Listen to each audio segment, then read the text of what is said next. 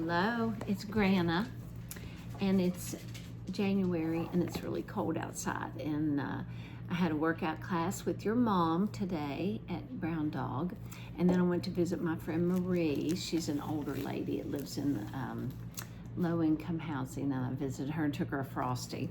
And we're going to go out to dinner tonight, but Andy doesn't get to go because you have basketball practice. So anyway, we're starting with the 10th chapter of Job. I loathe my very life.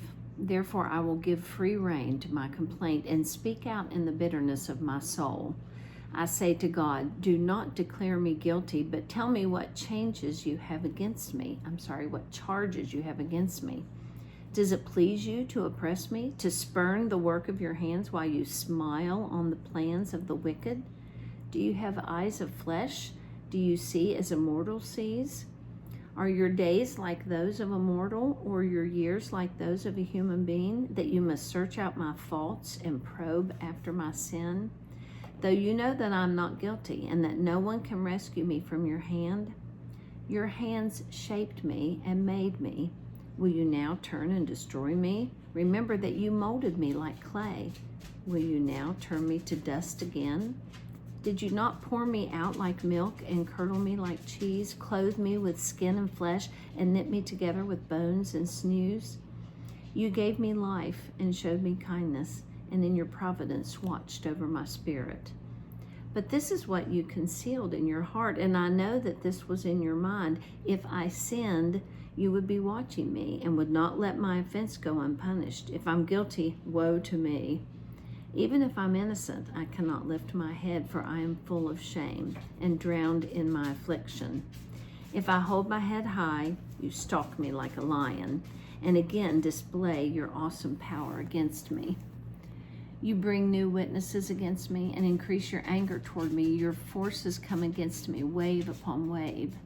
Why then did you bring me out of the womb? I wish I had died before my eyes saw me. I wish I had never come into being, or had been carried straight from the womb to the grave. Are not my few days almost over? Turn away from me so I can have a moment's joy.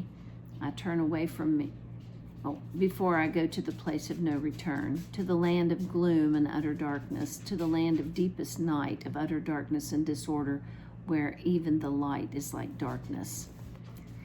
Chapter 11. Then Zophar and Naamathite replied, are all these words to go unanswered?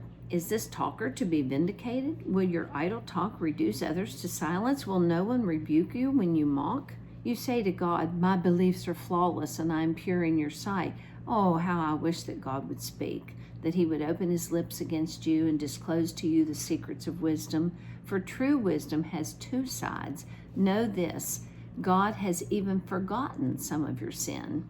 Can you fathom the mysteries of God? Can you probe the limits of the Almighty? They are higher than the heavens alone. What can you do? They are deeper than the depths below. What can you know? Their measure is longer than the earth and wider than the sea. If he comes along and confines you in prison and convenes a court, who can oppose him? Surely he recognizes deceivers, and when he sees evil, does he not take note?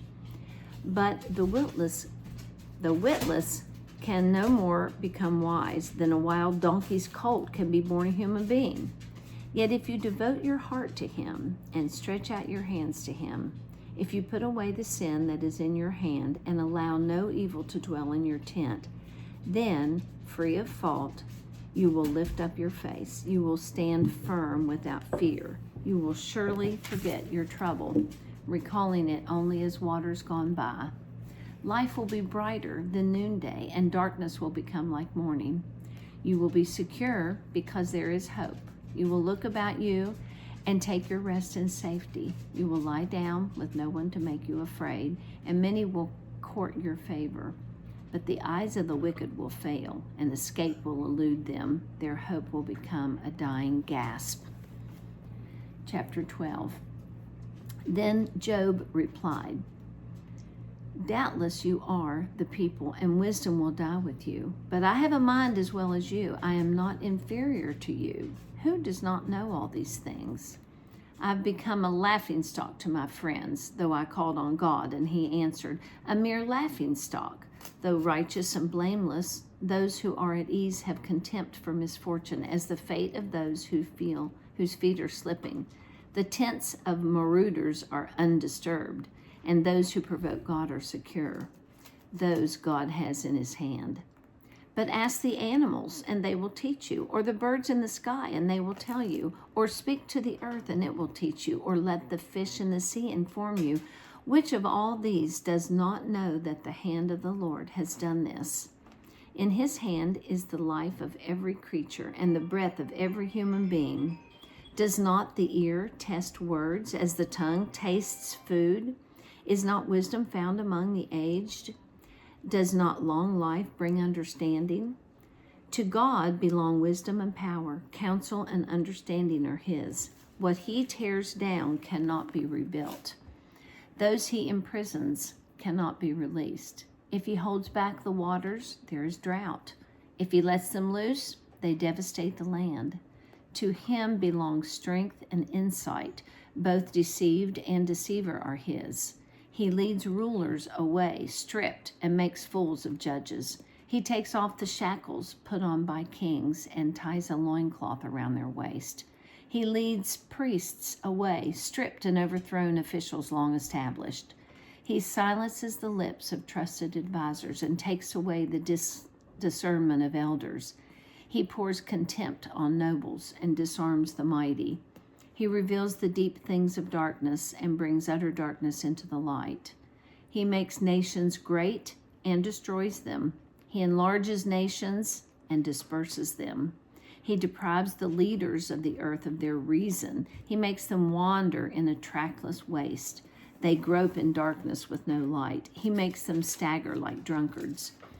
My eyes have seen all this. My ears have heard and understood it. What you know, I also know. I am not inferior to you, but I desire to speak to the Almighty and to argue my case with God. You, however, smear me with lies. You are worthless physicians, all of you. If only you would be altogether silent. For you, that would be wisdom. Hear now my argument. Listen to the plea of my lips. Will you speak wickedly on God's behalf? Will you speak deceitfully for him? Will you show him partiality? Will you argue the case for God? Would it turn out well if he examined you? Could you deceive him as you might deceive mortals? He would surely call you to account if you secretly showed partiality. Would not his splendor terrify you? Would not the dread of him fall on you? For maxims are proverbs of ashes. Your defenses are defenses of clay. Keep silent and let me speak. Then let come to me what may. Why do I put myself in jeopardy and take my life in my hands? Though he slays me, yet will I hope in him. I will surely defend my ways to his face. Indeed, this will turn out for my deliverance, for no godless person would dare come before him. Listen carefully to what I say. Let my words ring in your ears. Now that I have prepared my case, I know I will be vindicated. Can anyone bring charges against me? If so, I will be silent and die. Only grant me these two things, God, and then I will not hide from you. Withdraw your hand far from me, and stop frightening me with your terrors. Then summon me, and I will answer, or let me speak, and you reply to me. How many wrongs and sins have I committed? Show me my offense and my sin. Why do you hide your face and consider me your enemy? Will you torment a wind-blown leaf? Will you chase after dry chaff? For you write down bitter things against me and make me reap the sins of my youth. You fasten my feet in shackles. You keep close watch on all my paths by putting marks on the soles of my feet. So humans waste away like something rotten, like a garment eaten by moths. Chapter 14. I think I'm supposed to read chapter 14 too. Mortals born of women are of few days and full of trouble. They spring up like flowers and wither away. Like fleeting shadows, they do not endure. Do you fix your eye on such as these? Will you bring them before you for judgment?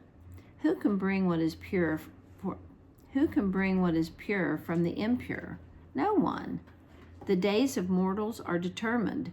You have decreed the numbers of their months and have set limits they cannot exceed. So look away from us and leave us alone till we have put in our time like hired laborers. At least there is hope for a tree. If it is cut down, it will sprout again, and its new shoots will not fail. Its roots may grow old in the ground, and its stump die in the soil. Yet at the scent of water, it will bud and pull forth shoots like a plant. But human beings die and are laid low. They breathe their last and are no more, as the water of a lake dries up, or a riverbed becomes parched and dry. So they lie down and do not rise. Till the heavens are no more, they will not awake or be roused from their sleep. If only you would hide me in the grave and conceal me till your anger had passed. If only you would set me a time and then remember me. If someone dies, will they live again? All the days of my hard service, I will wait for my renewal to come. You will call and I will answer you. You will long for the creature your hands have made. Surely then you will count my steps, but not keep track of my sin. My offenses will be sealed up in a bag. You will cover over my sin. But as a mountain erodes and crumbles, and as a rock is moved from its place, as water wears away stones and torrents wash away the soul, so you destroy everyone's hope. You overpower them once and for all, and they are gone. You change their countenance and send them away. If their children are honored, they do not know it. If their offspring are brought low, they do not see it. They feel but the pain of their own bodies and mourn only for themselves.